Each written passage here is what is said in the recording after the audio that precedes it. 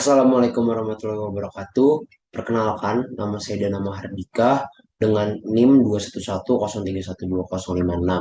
Baik, di sini saya akan mempresentasikan tentang penelitian yang sudah saya lakukan pada matkul perencanaan dan pengendalian mutu.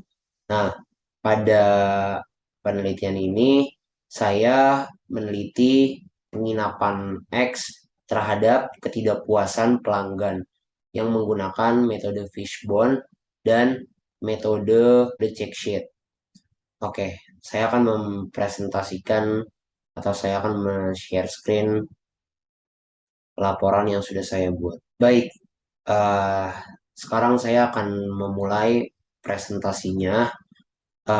Di sini saya akan menjelaskan tentang laporan apa sih yang sudah saya buat, mulai dari pendahuluan, mulai dari tinjauan pustaka sampai dengan metodologi penelitian.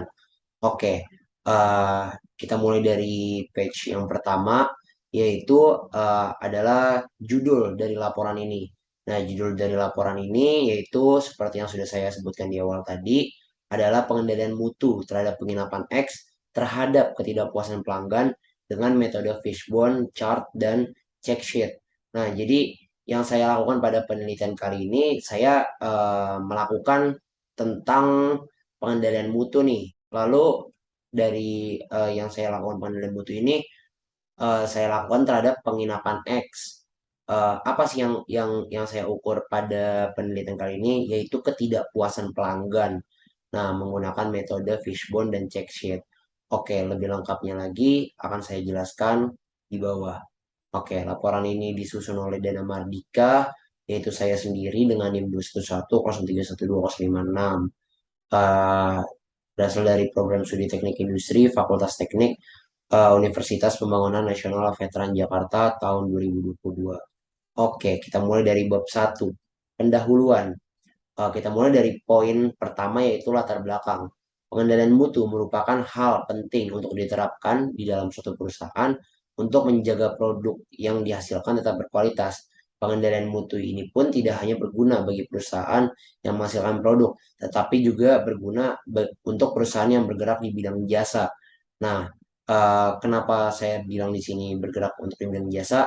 Karena di sini bisa kita lihat di laporan yang saya buat, pengendalian mutu ini juga berguna loh untuk peneliti seperti saya yang ingin mengukur pengendalian mutu terhadap penginapan, di mana penginapan ini merupakan perusahaan yang bergerak di bidang jasa.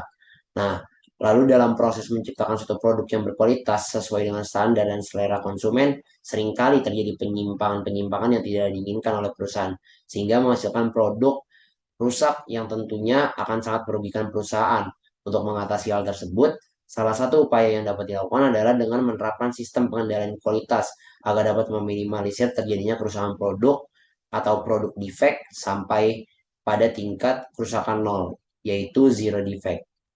Nah, sistem pengendalian mutu merupakan suatu proses yang dilakukan untuk memastikan bahwa suatu output dapat memenuhi tujuan dan spesifikasi yang telah ditetapkan sebelumnya yang diwujudkan dengan menggunakan pedoman atau standar yang telah ditetapkan. Itu merupakan kutipan dari Sudarma Fauji dan Asin pada tahun 2015.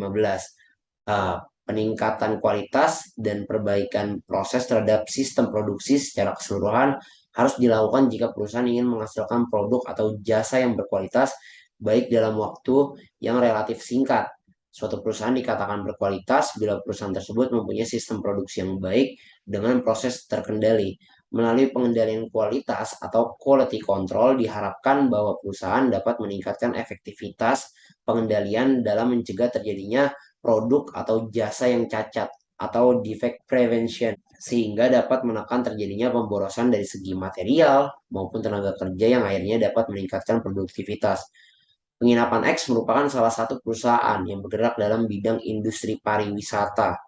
Tahun berdiri dan alamat dari penginapan X telah disamarkan karena satu dan lain hal yang berkaitan dengan kebijakan perusahaan. Meminimumkan cacat jasa adalah usaha yang harus dilakukan secara berkesinambungan dalam hal peningkatan kualitas.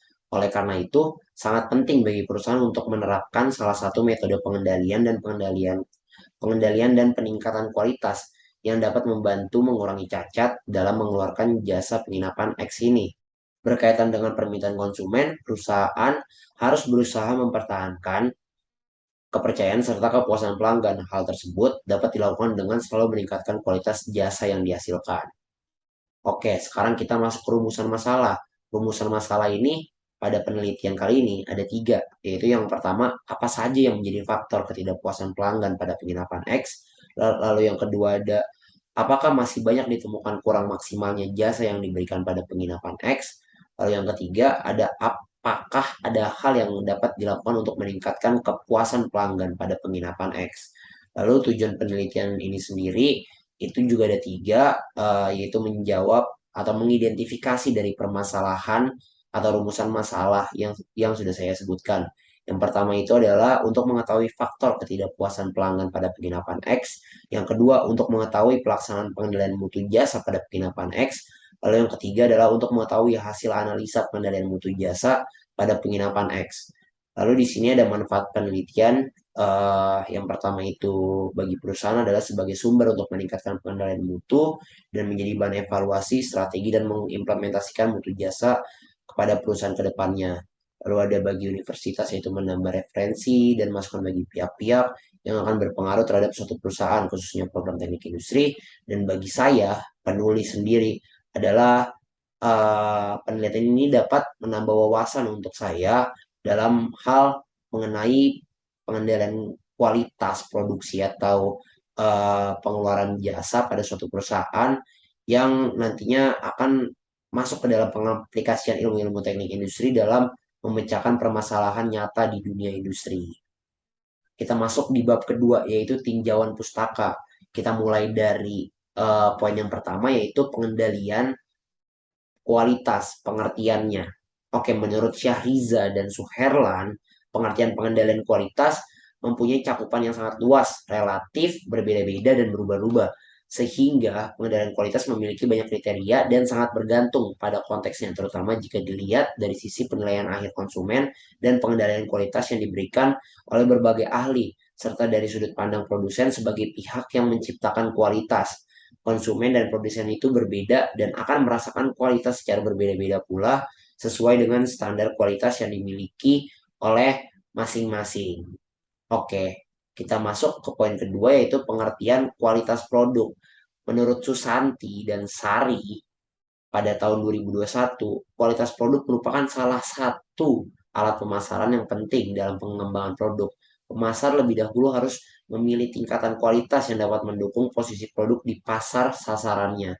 Dalam dimensi tersebut, kualitas produk tersebut berarti kualitas kinerja, yaitu kemampuan produk untuk melakukan fungsi-fungsinya. Kemampuan itu menjadi daya tahan, kehandalan, ketelitian yang dihasilkan, kemudahan yang dioperasikan dan diperbaiki, dan atribut lain yang berharga pada produk secara keseluruhan.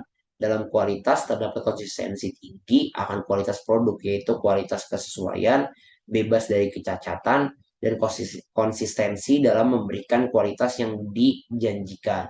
Nah, untuk menentukan dimensi kualitas produk sendiri ini, kita bisa melihat dari 7 dimensi. Nah, 7 dimensinya itu apa aja sih? Yang pertama itu ada performance. Terus yang kedua ada interaksi antar pegawai, lalu ada keandalan atau reliability, lalu ada durability atau daya tahan, lalu yang kelima ada ketepatan waktu dan kenyamanan, lalu yang keenam ada estetika, dan yang ketujuh ada kewajaran merek. Oke, kita masuk di bab ketiga yaitu tentang metodologi penelitian. Nah, kita masuk pada bagian pertama, yaitu metode yang digunakan dalam penelitian ini adalah metode kualitatif dengan ditindaklanjuti oleh metode fishbone chart dan check sheet seperti judul yang sudah saya sebutkan pada awal presentasi ini. Penelitian kualitatif adalah jenis penelitian yang temuan-temuannya tidak diperoleh melalui prosedur statistik atau bentuk hitungan lainnya dan berusaha memahami dan menafsirkan makna suatu peristiwa interaksi tingkah laku manusia dalam situasi tertentu menurut perspektif peneliti itu sendiri. Itu merupakan kutipan dari Syafni Dawati pada tahun 2010. Oke, lalu ada pengertian dari fishbone. Fishbone chart atau yang biasa kita kenal dengan diagram sebab akibat menggambarkan garis dan simbol-simbol yang menunjukkan hubungan antara akibat dari suatu masalah. Diagram tersebut memang digunakan untuk mengetahui akibat dari suatu masalah untuk selanjutnya diambil tindakan perbaikan.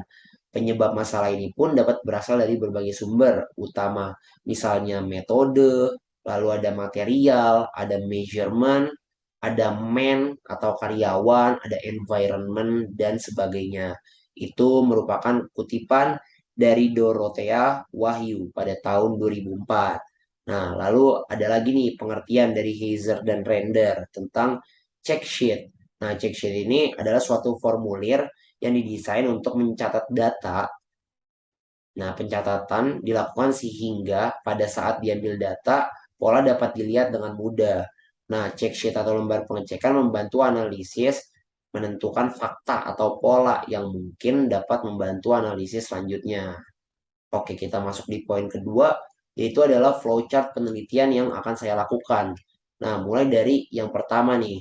Yang pertama, jelas kita harus memulai penelitiannya terlebih dahulu. Lalu yang saya lakukan adalah studi literatur. Saya mencari literatur yang sekiranya saya butuhkan di dalam penelitian ini.